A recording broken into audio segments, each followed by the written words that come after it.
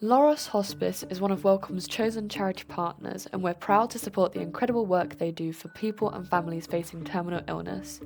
This video shares a personal story from one of our team members, Lauren, whose close friend Sophie received end-of-life care at LOROS.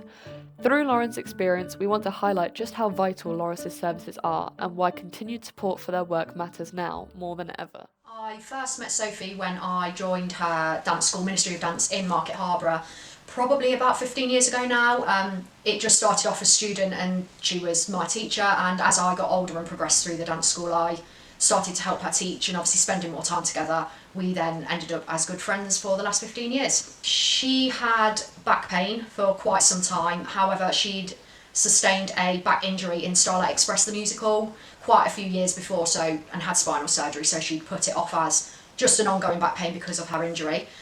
It ended up that she got anal cancer. She had a pioneering 12-hour surgery that removed a tumour the size of a melon and reconstructed everything to allow her sort of carry on living a relatively normal life.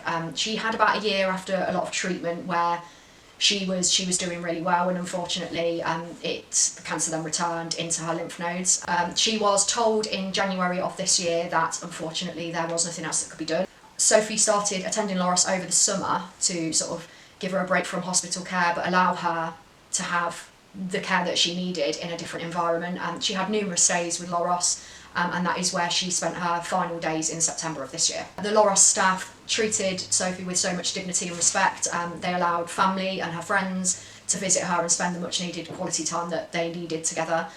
Nothing was too much to ask for them, even if it was just a cup of tea, they weren't left waiting, so their care and support for Sophie and her family during that time was really important to them. The staff at LOROS really allowed that quality time, especially with her son. I remember being told that her and her son had a Nando's date in the hospice, which was really, really important to them. And at her celebration of her life, one of the doctors from LOROS did come to the funeral for all of the staff to be able to say goodbye, which I thought was a really nice gesture. I heard about LOROS a lot through sort of fundraising events and other sort of friends that have had experience, but never really realised until it was something close to me quite how important it is for them to get the funding that they need and carry on giving this support to terminally ill people and their families, because it allows them that really special time to be able to spend together that they may not get in a hospital setting. I think it'd just be thank you. The care and support that Sophie got in the final weeks and months of her life, I know would have been really, really important to her and her family, and it gives comfort knowing that she was able to get that time that she might have not got anywhere else.